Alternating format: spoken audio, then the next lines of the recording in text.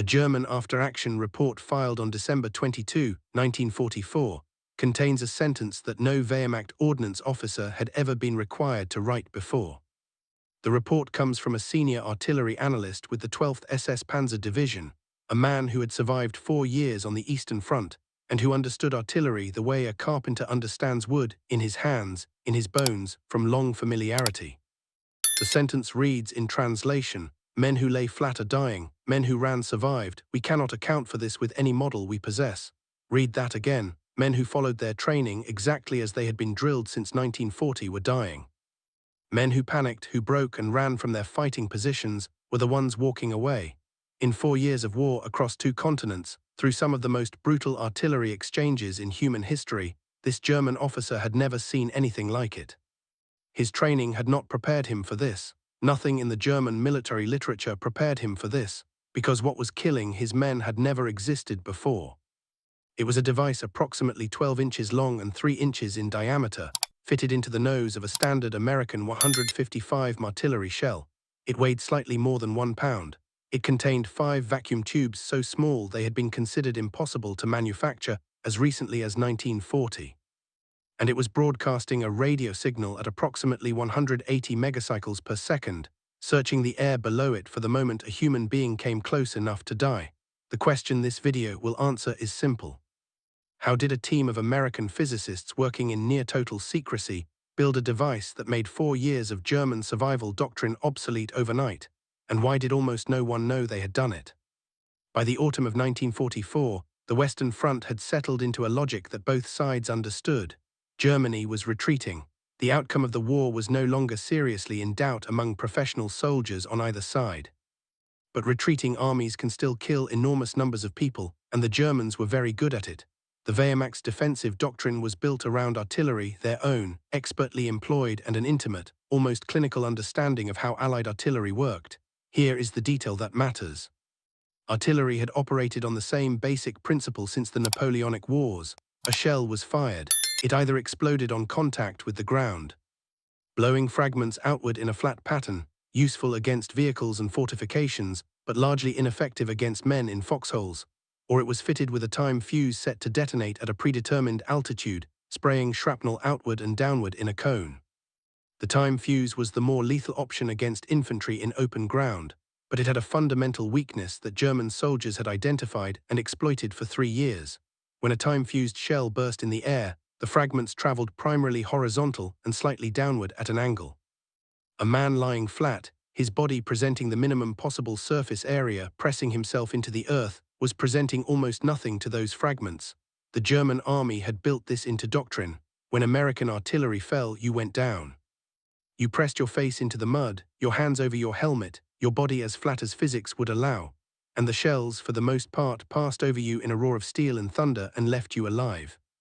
German artillery Hauptmann Karl Friedrich Fink, 352nd Infantry Division, 26 years old, Normandy, June 1944, recorded in a divisional history compiled after the war. American artillery is heavy and frequent, but it can be managed. The men know to go flat immediately. We lose fewer men to it than the volume of fire would suggest. The Americans fire a great deal of steel for each man they kill. That was a professional assessment, not bravado. It was accurate. American after-action reports from Normandy confirmed that the ratio of shells fired to German casualties was, by any military standard, poor.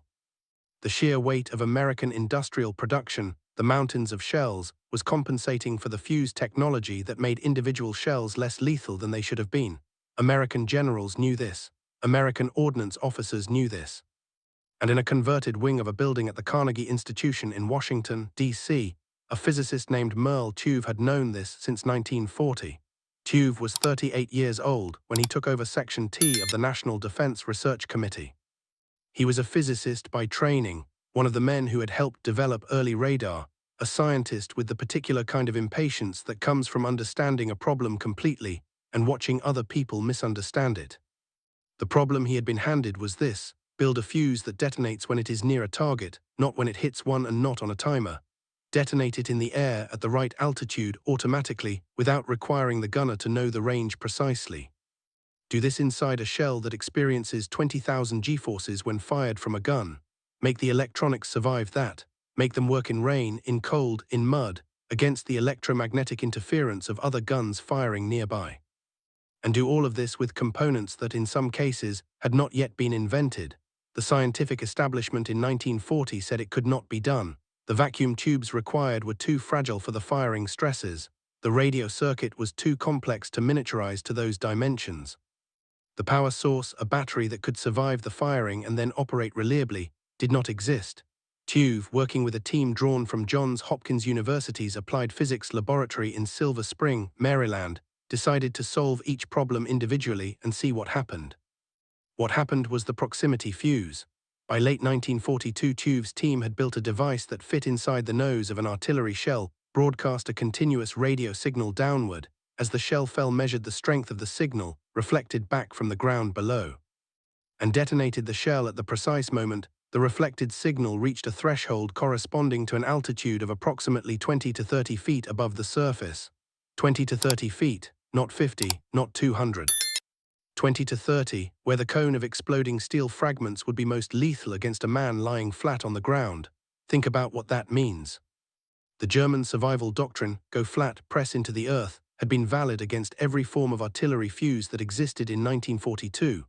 Against a shell bursting 20 feet overhead, driving fragments straight down at high angle, lying flat was the most dangerous thing a man could do. The earth below him would stop nothing. The fragments would find him from above. But here was the institutional problem. Senior American artillery commanders, when briefed on the device, did not believe the numbers. Not because they distrusted the scientists, though some did, but because the claims were genuinely extraordinary. A fuse 3 times more effective than a time fuse against personnel in the open. A device that required no range setting, no calculation, no skilled adjustment from the gun crew. It sounded like a recruiter's pitch, not a weapon. Brigadier General Levin Campbell, Army Chief of Ordnance, demanded field trials. The field trials, conducted in 1942 at Aberdeen Proving Ground in Maryland, showed results the observers initially refused to record because they seemed to indicate equipment malfunction. The fuse was working too well, and then the authorization came, not for land use, not yet. The classified risk was too great. If a dud shell containing the fuse landed in enemy territory, German engineers would have it on a workbench within 24 hours. The first authorized combat deployment of the proximity fuse was at sea, against Japanese aircraft in the Pacific, on January 5, 1943 from USS Helena. 4 shells, 4 Japanese aircraft destroyed. The fuse worked exactly as designed. In Europe, the prohibition on land use held through all of 1943 and most of 1944. It held through Normandy. It held through the liberation of Paris.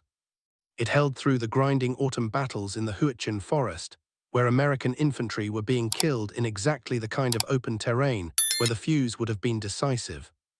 The reason was simple and maddening. If even one shell failed to detonate and landed intact on the wrong side of the line, the program was over. The Germans would have it. 4 years of classified development reversed in an afternoon. The authorization for limited land use in Europe came in September 1944. Limited, under specific conditions, only in situations where dud recovery by the enemy was unlikely. And the man who would carry that authorization into the field, the man who would watch the technology prove itself under the worst possible conditions, was a 31-year-old ordnance officer from Ohio, named Captain William Doyle, 196th Field Artillery Battalion.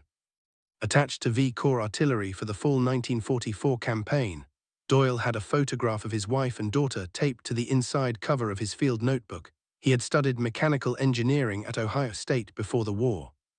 He understood the device technically. He had attended the classified APL briefings in September and had written in his notebook, in capital letters and underlined twice, a single phrase: "Do not let them find a dud." The first authorized use in land combat was scheduled for October 1944. The conditions were not ideal. They were in fact the worst possible conditions for proving a weapon that the Army was still not certain it believed in. October 18, 1944. The 196th Field Artillery Battalion's 155 Long Toms were positioned east of Liege, Belgium, in a forward-firing site that smelled of mud and diesel and the particular cold that comes off the Ardennes in autumn. Captain William Doyle had 47 proximity-fused shells. 47 against a requisition request that had asked for 400. The supply chain, still calibrating itself to a weapon that had been in classified development for 4 years, had delivered slightly more than 10% of what the mission required. Doyle had been told verbally, not in writing, because nothing about this was in writing, that he was to observe the effects of the fuse under combat conditions and report back through ordnance channels. He was not to discuss the fuse with anyone outside his immediate technical team. He was not to document malfunctions in standard Army paperwork. If a shell failed to detonate and landed beyond the forward line, if, in other words, a dud crossed into territory where Germans might recover it, he was to report the incident directly to V Corps Ordnance and say nothing else to anyone. The problem with that instruction became apparent on October 19th. The battalion's Fire Direction Center received a fire mission, German infantry in the open, moving across a ridge approximately 4,200 meters to the northeast. Standard mission. Doyle authorized the use of 8 proximity-fused shells, mixed into a standard fire-for-effect salvo. What happened in the next 90 seconds was not in any training manual. The forward observer, a 22-year-old lieutenant named Thomas Marsh of the 9th Infantry Division, radioed back a report that Doyle would later describe in his private notes as a man trying to describe something for which he had no words. Marsh reported mass casualties. He reported German soldiers down, not seeking cover, not returning fire, but down in the open in positions that a standard shell should not have reached. He wanted to know what round the battalion had fired. He wanted to know what had changed. Doyle could not tell him. Marsh asked 3 times over the radio. Battalion operations asked twice more in person, because the kill ratio from 8 shells was so far outside normal parameters that the Fire Direction Center assumed an error in the observer's count. Doyle stood in the FDC with the radio traffic going back and forth around him and said each time, "Standard fire mission, observe and report." That was it. He could not explain what the forward observer had seen. He could not explain why men who had dropped flat when the shells fell were among the dead. He could not explain the pattern of casualties that made no geometric sense by the rules of conventional artillery. The cost of that silence was real. Marsh filed an incomplete after-action report. The kill data was partially attributed to a howitzer battalion that hadn't been in range. The effectiveness of 8 proximity-fused shells in October 1944 was entered into no official record that correctly identified the cause. The data that might have convinced skeptical senior commanders was erased by the same secrecy that created the weapon. Then, 5 days later, the near disaster. One of the 47 shells was defective, not in the fuse, but in the propellant charge. It was underloaded.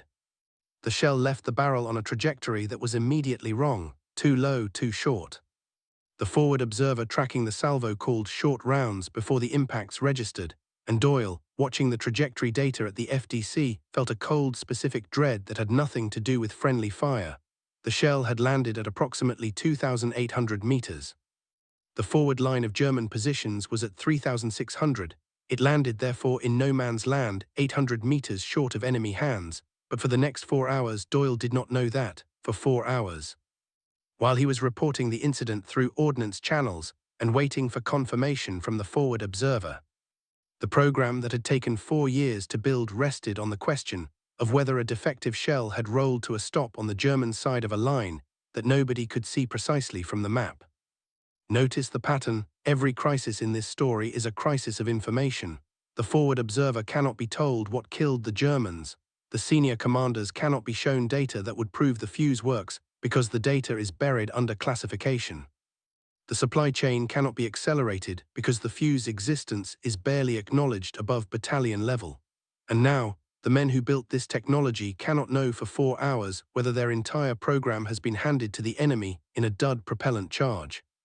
The dud was confirmed in no man's land. It was recovered the following night by an American patrol under conditions Doyle described only as at considerable risk.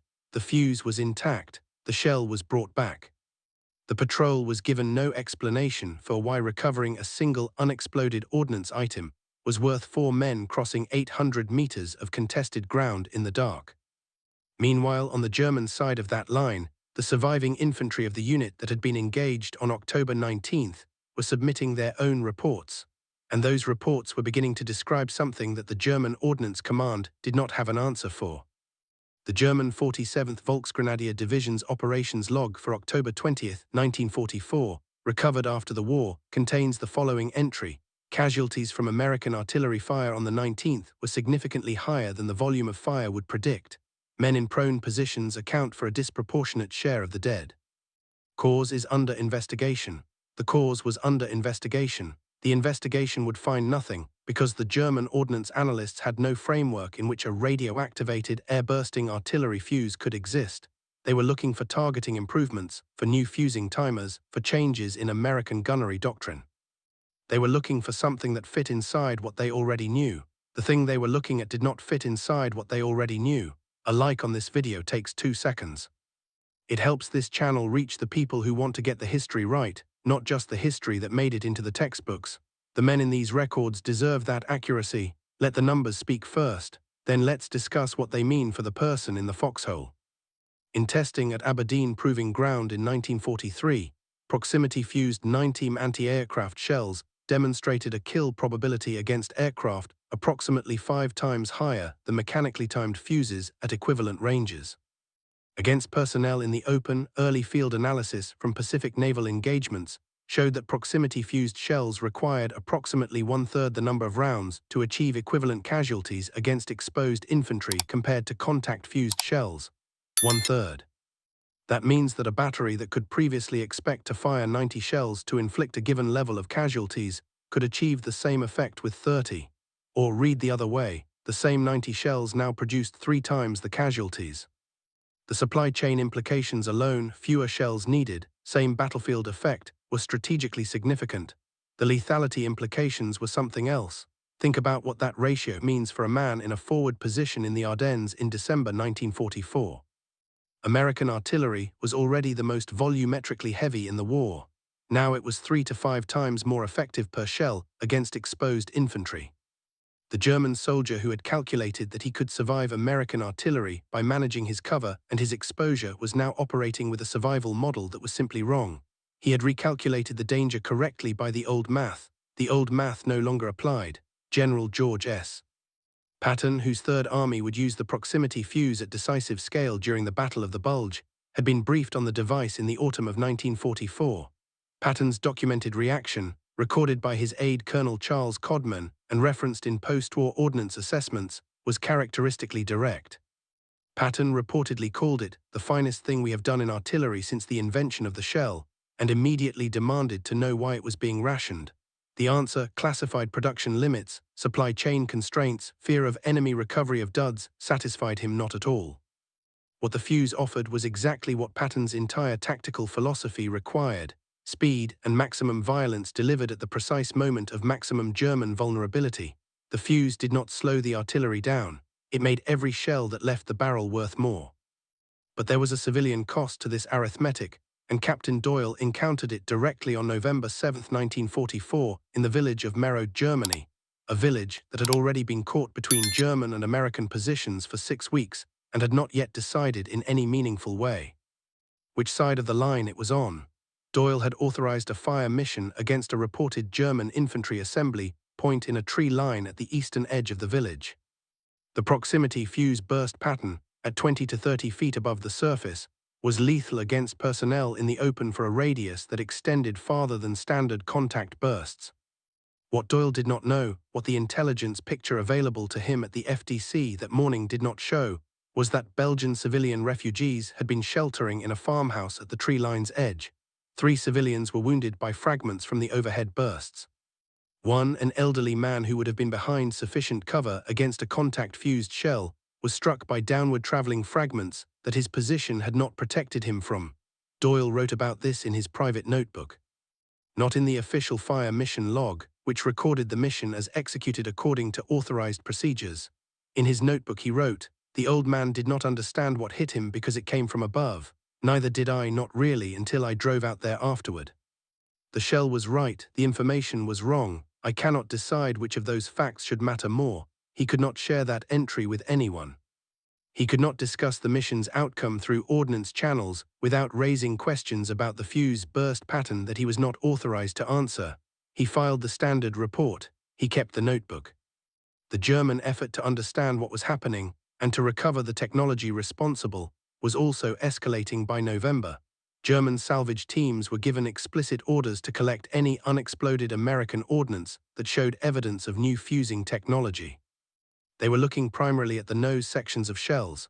In one documented instance near Aachen in November 1944, A German ordnance team recovered what they believed to be a new type of American fuse from a shell that had malfunctioned on impact.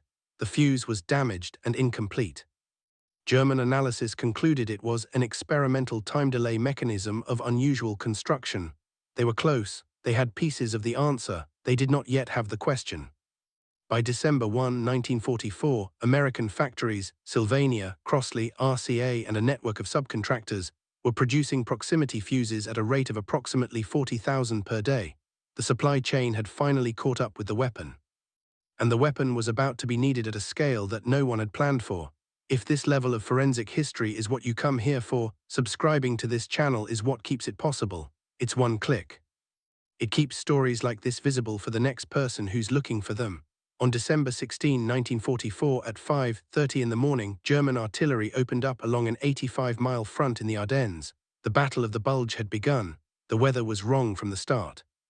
Fog so thick the forward observers couldn't see their hands. Ground frozen solid, which would have been good news under other circumstances. Frozen ground means foxholes hold their shape. Means vehicles don't bog down, but which also meant that the German assault that came out of that fog on the morning of December 16th had been prepared in near-perfect concealment. The Allied air forces, which had been the great hammer of the autumn campaign, were blind. The roads through the Ardennes were choked with the particular chaos of a front that had been considered quiet rear area units, green divisions, the 106th Infantry Division, in positions their men had occupied for less than a week. The 99th Infantry Division held the northern shoulder of the German breakthrough along a ridge east of the Belgian village of Elsenborn. They had arrived in the Ardennes in November, relatively fresh, positioned in what was supposed to be a quiet sector for shakedown experience. On December 16th, they absorbed the leading edge of two German SS Panzer divisions and did not break, which is one of the great underreported stories of the entire war. They did not break partly because of the men themselves, partly because of the 2nd Infantry Division's experienced units moving up to reinforce, and partly because of what was happening in the artillery positions behind the ridge. Captain William Doyle had 1,800 proximity-fused shells on December 16th. That was not enough. It was, however, radically more than the 47 he had worked with in October, and the supply convoy that had brought them had moved under blackout conditions through roads that the German breakthrough was already beginning to threaten. The German plan at Elsenborn Ridge was the plan of professionals. The SS infantry advancing across the open ground to the ridge used exactly the cover and dispersal patterns that 4 years of artillery experience had taught them. They moved in small groups. They used low ground. When American artillery fell, and it fell constantly because the guns behind the ridge were firing at maximum sustainable rate, they dropped flat. They pressed into the frozen earth. They survived mostly and pushed forward again. This was a drill they knew. This was the arithmetic they had mastered. At 9:47 in the morning, Doyle authorized the first large-scale proximity fuse fire mission of the Bulge campaign. A German infantry company, approximately 180 men, had been identified moving in column across open ground northeast of Elsenborn village at a range of 3,200 meters. The fire mission was routed to two 155 batteries, 12 guns total. The shells left the barrels in a full battery volley, 12 shells. The survivors of that German company, those who were not killed outright, those who would give testimony in the prisoner interrogation, reports that survive in the National Archives, described what happened in terms that German professional soldiers were simply not prepared for. The shells did not fall to the ground, they burst in the air. Yes, time fuses did that, they knew time fuses, but the burst was different. It was close, too close. It was at head height, knee height, at the height of a man crouching. The fragments did not fly outward in arcs a prone man could duck beneath. They came down. They came from directly above at steep angles into the ground where the men had thrown themselves. The men who were lying flat were in the worst possible position. They ran. Among the men who ran, standing upright, breaking from their positions, doing every wrong thing, the casualty rate was lower than among the men who followed their training. Think about what that cost the German officer who had drilled his men, the trust of 4 years. The doctrine that had kept them alive, the instinct that every surviving German soldier had developed from combat experience on the Eastern Front, in North Africa, in Italy, when shells fall, go flat. In the space of 90 seconds on a frozen field northeast of Elsenborn, that instinct became a lethal liability. And the men who abandoned it, the men who panicked, who ran, who broke, some of them lived. In the German battalion command post 1,400 meters behind that open ground, Major Werner Horser of the 12th SS Panzer Division, Hitler-Jugend, was receiving radio reports that he would later describe in a prisoner interrogation conducted in February 1945. He told his interrogators through a translator, the men reported the shells were bursting at chest height, at knee height. We thought the observers were exaggerating from shock. We had no word for what they were describing. We had no fuse in our inventory that did this. We assumed the Americans had found a new method of setting their time fuses more precisely. We tried to tell our men to seek covered ground, deep cover, but the covered ground was not helping them either. He paused in the interrogation transcript. Then he added, we were giving them instructions for a weapon that was not the weapon killing them. Meanwhile, the supply line was straining. Doyle had consumed 300 of his 1,800 shells by 14:00 hours. He was rationing. The fire missions were being prioritized. This ridge approach, yes, that approach with sufficient natural cover gets standard time fuse. The artillery battalion's fire direction center was making decisions in seconds about which shells went where, and Doyle was making those calls with a mental calculation he could share with no one. The fuse he was rationing had not been discussed in the fire mission briefings. The other officers in the FDC were watching him approve or deny modifications to the ammunition selection without explanation. One of them, Lieutenant Harold Greer, would write in his personal diary, discovered in a Veterans Affairs collection in 2003, the following entry from December 17, 1944, Doyle is approving something in the ammunition loadout that nobody's explaining. The effect reports from the forward observers are like nothing I've ever heard. Men won't stop talking about it on the radio. Doyle just says noted and looks at his clipboard. Private First Class James Nolan, 394th Infantry Regiment, 99th Infantry Division, 19 years old, Elsenborn Ridge Sec. December 17, 1944, interviewed by the Army's Historical Division in March 1945. We could hear the German infantry coming across the open ground, and we were scared because there were a lot of them and our position was not good. Then the artillery came down and it was different. It burst above them, we could see it from our position on the ridge. They went down flat and it got them anyway. Some of them ran, some of the runners got away. The ones who ran toward us we took prisoner. They were shaking and they were asking the interpreter something. He told us they wanted to know what kind of artillery that was. We didn't know either. Here is the unglamorous reality of what Elsenborn Ridge looked like on December 18th. In the sector covered by the proximity fuse fire missions, the German advance had stalled. Not stopped, stalled, which in a battle is its own kind of victory. The men holding the ridge had not broken. The German timetable, which depended on breaking through the northern shoulder within 48 hours to allow the panzer columns to pour through, was fracturing at this point before any other. The weather would not lift for Allied aircraft until December 23rd. The proximity fuse was one of the only offensive tools that worked in that fog, and then there was Private First Class Martin Delacroix. Delacroix was 20 years old, from Baton Rouge, Louisiana, a wireman with the 196th Field Artillery Battalion, responsible for maintaining communications between the FDC and the gun positions. On December 18th, in the early afternoon, a German counter-battery mission, German gunners firing back at the American gun positions, landed 2 shells within 40 meters of the wire relay position where Delacroix was working. He was killed by fragments, not by proximity-fused shells. By ordinary contact-fused German howitzer rounds. The technology that was proving itself 3,000 meters away could not reach backward to protect the man who kept its communications alive. Doyle wrote one sentence about Delacroix in his notebook that evening.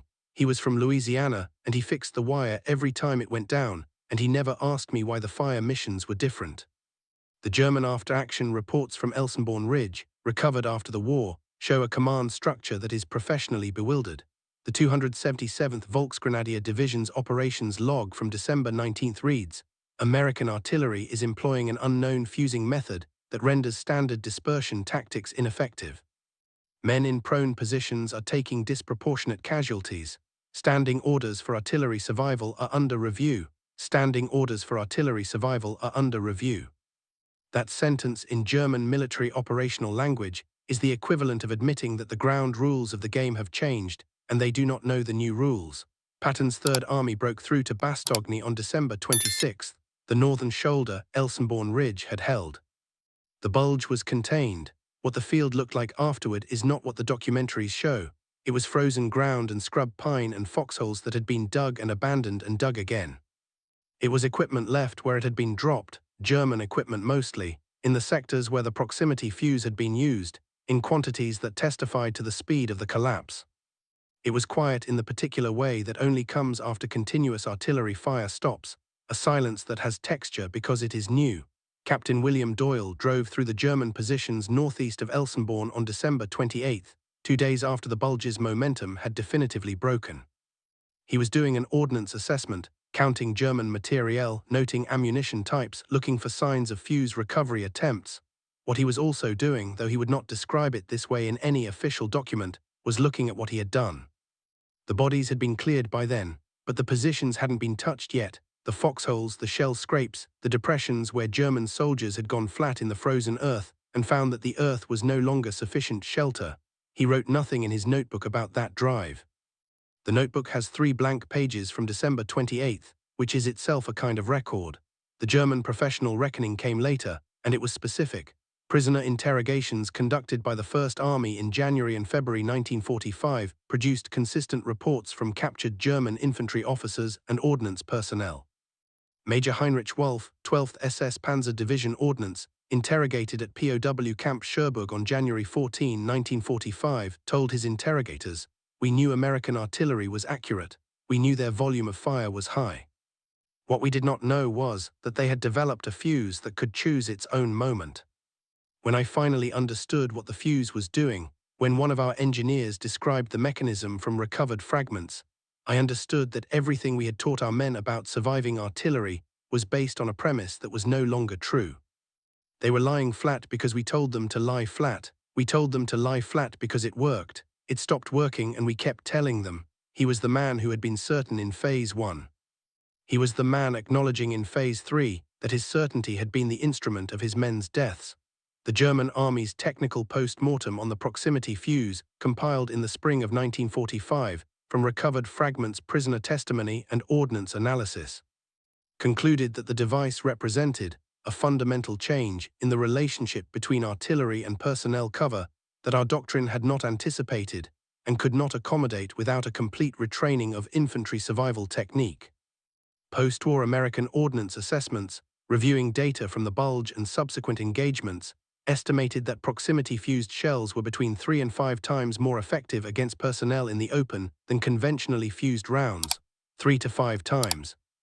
Patton's documented reaction to the fuse performance during the bulge campaign, recorded in his war diary and referenced in post-war ordnance histories, was unambiguous. He is reported to have told his staff, "I want it in every gun we fire from this point forward. If someone tells you supply is limited, find me the man who made that decision so I can change his mind." The supply was, by then, no longer the limiting factor. American factories had solved that problem in October.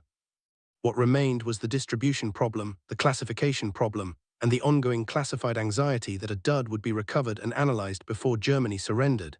Germany surrendered on May 8, 1945. The proximity fuse program was declassified in 1945. By that time, American factories had produced approximately 22 million fuses. The program had cost approximately $1.2 billion in wartime dollars. The number of men whose survival was purchased by that cost is not calculable because you cannot count what did not happen. But the German ordnance assessments, the prisoner interrogation records, and the after-action analyses all point to the same conclusion. In the sectors where the proximity fuse was deployed at scale, the relationship between artillery volume and infantry casualties changed so fundamentally that the Germans never found an adequate response. They were adapting to a weapon they didn't fully understand until the war was nearly over. This is the verdict. Wars are not decided by the loudest weapon. They are not decided by the weapon with the longest range or the largest explosive charge. They are decided, more often than the history books show, by the weapon the enemy cannot see, cannot identify, and cannot adapt to in time. The proximity fuse did not win the Second World War. But it changed at the worst possible moment for the German military, a mathematical relationship that German doctrine had used to calculate who would live and who would die. It made their answer wrong, and by the time they had the right answer, the question no longer mattered. If your father, your grandfather, or any relative served in the artillery, in ordnance, or in any technical branch in World War II, I want to hear about it in the comments below. What unit? What theater? What did they say about the weapons they used or the weapons they feared? Those accounts live in family memory and nowhere else. The official record is incomplete. Please share what you know. Captain William Doyle returned to Ohio after the war. He went back to engineering. He kept his notebook. His daughter, in a 2009 interview with a regional newspaper, said she found the notebook in his desk after he died and that she had not understood most of it until she hired someone to research the classified references. She said her father never talked about the proximity fuse to anyone outside the family. She said he told her once, near the end of his life, that he thought the most important things that happened in a war were the things nobody was supposed to know about. He was right about that. The notebook is held in a private family collection. The shells that proved what it documented can be found today in the Ordnance Collection at the National Museum of the United States Army in Fort Belvoir, Virginia. They are labeled Variable Time Fuse M48. They look like any other artillery shell nose. That is, of course, the point.